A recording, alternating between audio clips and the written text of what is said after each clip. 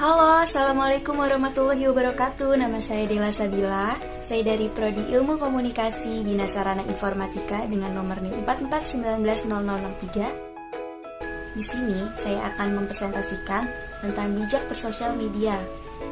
Baik, langsung saja kita lanjut ke materi. Di sini siapa sih yang nggak tahu tentang sosial media atau media sosial? Pasti kalian semua tahu dong.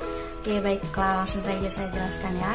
Sosial media adalah alat komunikasi berbasis web atau aplikasi yang memungkinkan para penggunanya untuk saling berinteraksi satu sama lain dengan cara berbagi atau memperoleh informasi yang ada.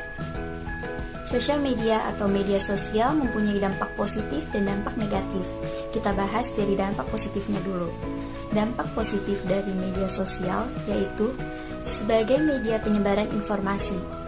Yang dimaksud di sini yaitu informasi yang up to date, sangat mudah menyebar dari situs web di jaring sosial hanya dalam tempo yang sangat singkat, dalam hitungan menit. Kita bisa menikmati informasi tersebut. Lalu selanjutnya ada media sosial dapat menyambung tali silaturahmi.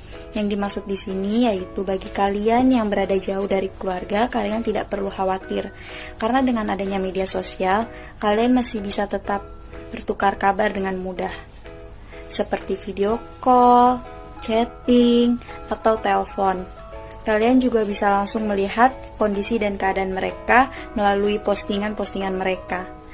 Contohnya, postingan yang ada pada Instagram, Facebook, Twitter, dan lain-lain. Selanjutnya ada sebagai media jual beli. Sebagai media jual beli, mempermudah kita untuk belanja atau menjual kebutuhan sehari-hari di media sosial. Hal tersebut sangat mudah dilakukan, memungkinkan para pengusaha kecil untuk dapat mempromosikan produk dan jasanya tanpa mengeluarkan banyak biaya. Apalagi bagi mahasiswa yang membutuhkan uang dengan kerja sampingan yang tidak begitu sulit. Mereka cukup bermodalkan HP dan kuota saja untuk mempromosikannya melalui teman-teman, atau tetangga, bahkan yang jauh sekalipun. Lalu selanjutnya ada memperluas jaringan pertemanan. Ini maksud di sini dengan menggunakan jejaring sosial atau sosial media, kita bisa berkomunikasi dengan siapa saja, bahkan dengan orang yang tidak kita kenal sekalipun, dari manapun, mau itu beda negara, beda kota, itu bisa dilakukan dengan sangat mudah. Lalu ada sebagai sarana untuk mengembangkan keterampilan dan sosial. Yang dimaksud di sini yaitu pengguna dapat belajar bagaimana cara beradaptasi, bersosialisasi dengan publik dan mengelola jaringan pertemanan. Lalu ada sebagai media promosi dalam bisnis. Hal ini memungkinkan untuk para pengusaha kecil dapat mempromosikan produk dan jasanya tanpa mengeluarkan banyak biaya. Oke, itu dia dampak positif dari media sosial. Selain memiliki dampak positif, media sosial juga memiliki dampak negatif. Apa sih dampak negatif dari media sosial? Oke, yang pertama ada pembulian. Dengan mayoritas pengguna generasi muda dan anak-anak, media sosial menjadi sangat rentan untuk menjadi ajang ikut-ikutan.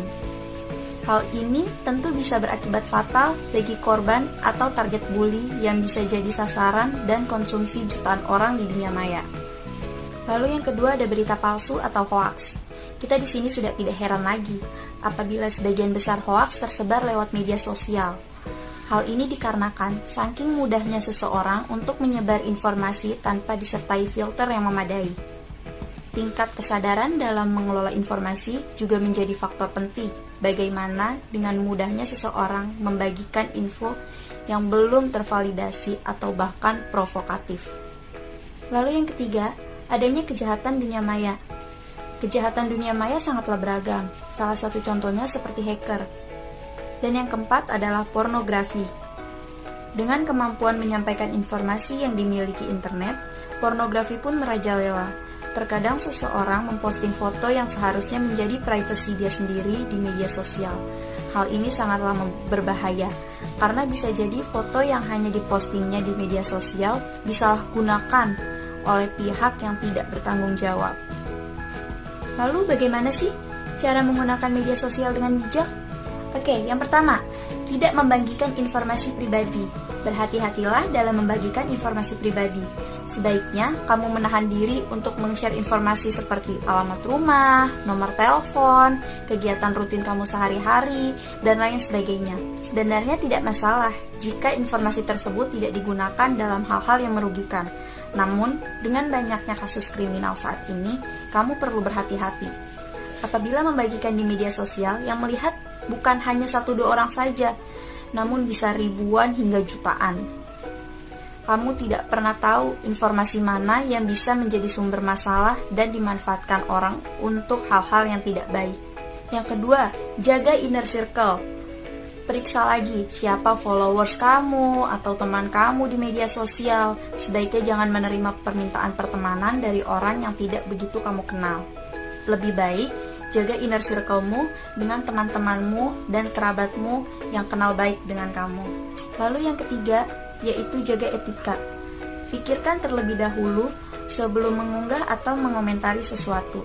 Lebih baik, pastikan kebenaran berita sebelum kamu mengunggah, dan pastikan juga kamu menahan diri untuk tidak mengomentari postingan orang lain. Jangan membagikan konten atau berkomentar yang membuatmu akan terjebak dalam suatu masalah. Seperti mengomentari bentuk tubuh seseorang, itu termasuk tindakan body shaming. Meski hanya untuk bahan candaan sekalipun yang terlihat sangat sederhana, melakukan body shaming ini sudah diatur dalam undang-undang, jadi hati-hati ya. Lalu yang keempat yaitu no sara, no hoax. Pastikan konten yang kamu bagikan di media sosial tidak mengandung unsur sara ataupun hoax. Sara adalah pandangan atau tindakan yang dilakukan berdasarkan sentimen atau identitas spesifik yang meliputi suku, agama, ras, dan antar golongan. Sementara hoax yaitu berita palsu yang tidak benar tetapi dibuat seolah-olah benar. Oke, kesimpulannya yaitu media sosial memiliki dampak positif dan dampak negatif. Kita tidak dapat memungkiri perkembangan zaman yang membuat teknologi semakin canggih. Maka sebagai makhluk yang mempunyai akal pikiran, kita harus memilih mana yang baik dan mana yang buruk. Jangan sampai perkembangan teknologi membuat masalah dalam kehidupan kita. Itu saja yang bisa saya sampaikan, kurang lebihnya saya mohon maaf. Wabillahi taufiq wal hidayah. Wassalamualaikum warahmatullahi wabarakatuh.